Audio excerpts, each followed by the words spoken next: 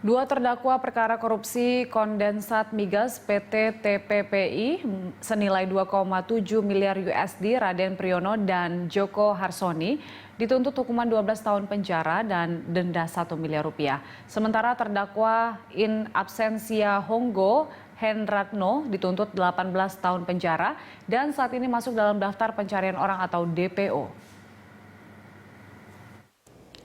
Jaksa Penuntut Umum atau JPU menyatakan Raden Priyono yang merupakan mantan Kepala BP Migas melanggar pasal 2 ayat 1, junto pasal 18 ayat 1, Undang-Undang Nomor 31 Tahun 1999 tentang pemberantasan korupsi.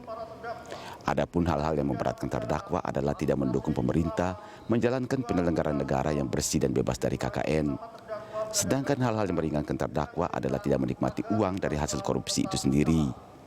JPU meminta majelis hakim menjatuhkan pidana penjara masing-masing selama 12 tahun dan denda 1 miliar rupiah.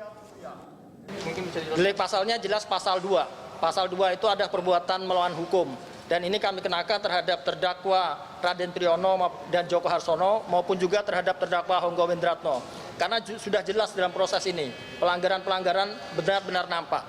Tidak adanya perjanjian, kemudian diadakan, tidak adanya stand BLC jaminannya, sehingga diadakan.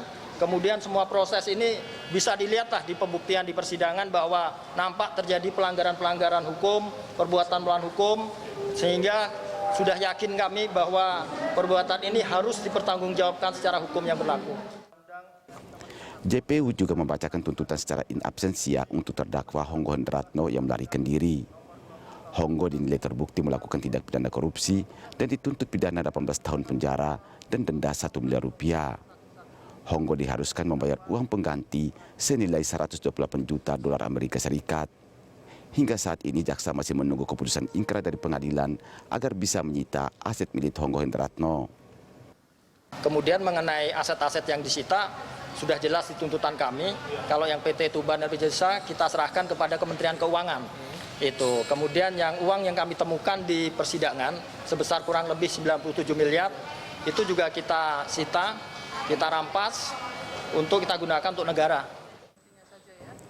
Dugaan korupsi dalam kasus ini terjadi ialah adanya penunjukan langsung PT TPPI sebagai penjual kondensat bagian negara tanpa melalui lelang terbatas dan tanpa penilaian atau evaluasi syarat umum dan syarat khusus yang telah ditentukan.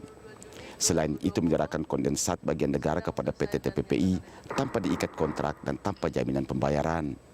Pada Januari 2020, Mabes Polri melimpahkan kasus ini ke Kejaksaan dan pada Februari 2020 Kejaksaan Agung mendakwa Raden Priyono merugikan negara hampir 37,8 triliun rupiah.